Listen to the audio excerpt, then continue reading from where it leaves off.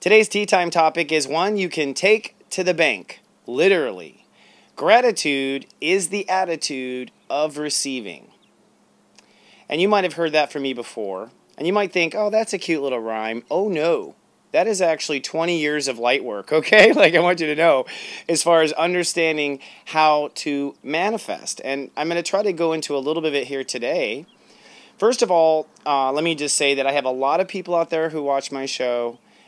Once I get into a reading with you, I quite often catch you putting yourself down. A lot of people put themselves down out there, and they put themselves down because they're trying to express a false humility. That's what I've noticed. It's not that you really think you're stupid or that you really think that something's wrong with you. It's that you just don't want to appear too big in that moment, and so you'll put yourself down. Now, by doing that, you actually deconstruct your ability to manifest. And what you're trying to do is remain humble, right? That's what you're trying to do, and I always call it a false humility. Well, that is one of the things that gratitude is the attitude of receiving solves, okay? A lot of my clients do not manifest in their life because whenever God tries to pay you with a compliment or something good, you bounce it off like Wonder Woman and her bulletproof bracelets. And I noticed that so many light workers, that's part of the reason why it's not work, it shouldn't be work, is never taking a compliment. So gratitude is the attitude of receiving will solve that. When someone gives you a compliment, when someone does something, your response is simple, thank you. It's thank you, okay? That's the response, thank you, which is gratitude. Now, the truth is, I believe that gratitude is actually the attitude of receiving. On the one hand, when we are grateful from our heart, okay, that means that we are prepared to give, want to give, but don't give. Right? You're just like bowing when you're grateful. When you're really grateful, you're energetically just kind of like bowing, right? You're literally letting energy in and bringing down your defenses when you're grateful, okay? When you stand straight tall and of who you are, you don't allow energy to come in. So gratitude is literally the attitude of receiving. But wait, it goes even on another dimension, all right? The other dimension has to do with manifestation. Now, some of you have been with me for a long time. I did Lightcast Boot Camp. I did Serious Joy Camp. These are camps where I was teaching and teach how to manifest reality, which I have become really good at over time. In fact, I'm trying to reserve time to actually do it because I'm so busy having fun making shows and doing other things. But one of the things that I teach in this is that, and this came to me through my guides, this came to me when I was unpacking and understanding how to manifest reality, that, you build this whole conscious thing up where you build it up into value, and you basically say to the universe, okay, I want a law of attract it. But one of the things that I was hung up on when I was trying to law of attract was, what do you do while you're waiting for it to come? Like, what do you do? Do you keep thinking about it?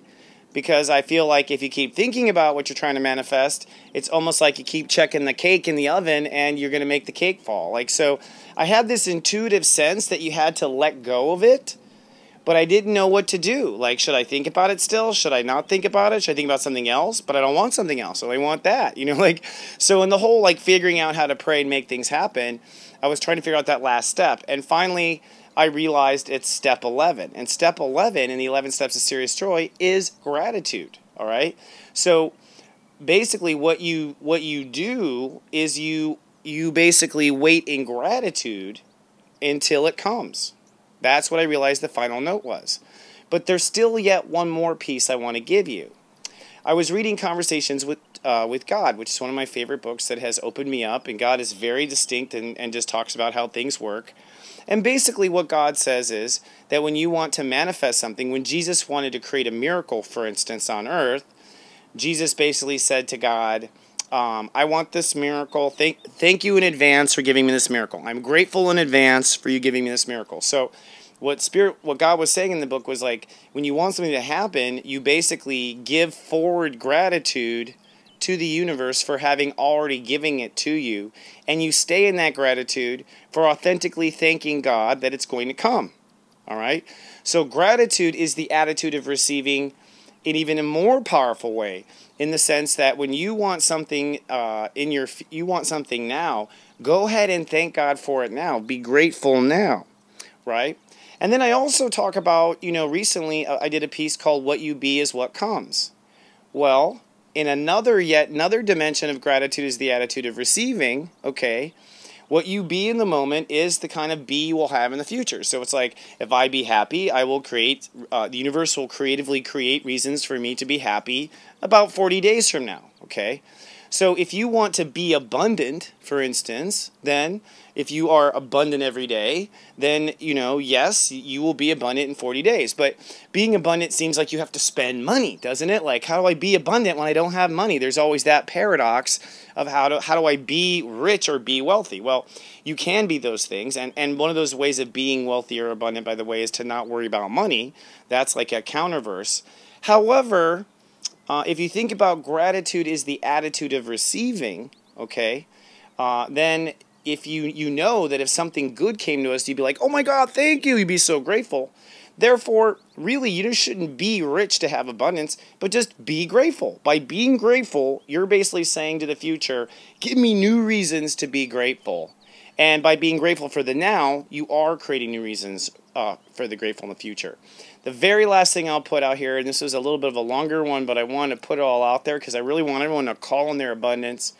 But really, whenever you're having a hard time, whenever you can't get through a hard time, really counting your blessings, as they say, not only helps in the sense that you feel better when you actually see you're not dropped by the universe, but you literally turn around your mood because what you're being is ungrateful and pissy that things aren't going well. So if you start counting your blessings and being grateful for what you have, you immediately start reverse engineering the future you have coming.